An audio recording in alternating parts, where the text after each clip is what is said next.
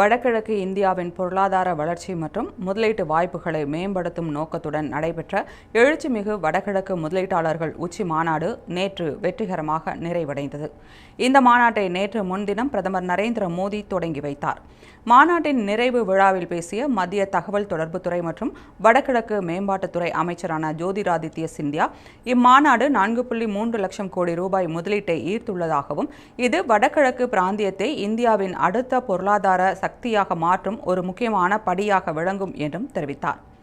80க்கும் மேற்பட்ட நாடுகளைச் சேர்ந்த பிரதிநிதிகள் மாநாட்டில் பங்கேற்றதாகவும், இந்தியாவின் எதிர்கால வளர்ச்சி வடகிழக்கில் இருக்கிறது என்ற ஒருமித்த உணர்வை அவர்கள் பகிர்ந்ததாகவும் அமைச்சர் கூறினார். மேலும் பேசிய அவர், பிரதமர் மோடி தலைமையின் கீழ் வடகிழக்கு மாநிலங்களின் முக்கியத்துவம் மிகுந்து வருகிறது.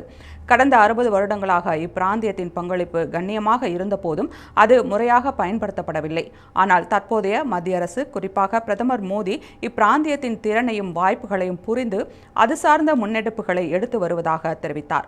முன்னணி தொழிலதிபர்கள் முகேஷ் அம்பானி, கௌதம் அதானி மற்றும் அனில் அகர்வால் ஆகியோர் மொத்தம் 1.55 லட்சம் கோடி ரூபாய்க்கு மேல் முதலீடுகளை செய்துள்ளதாக அறிவித்தார். மேலும் வெளிநாட்டு தூதர்கள், முதலீட்டாளர்கள் மற்றும் அரசியல் தலைவர்களுடன் நடைபெற்ற கலந்துரையாடல்கள் மூலம் இந்த மாநாடு உண்மையான முதலீட்டு திட்டங்களாக வடிவம் பெற்றுள்ளதாக சிந்தியா தெரிவித்தார்.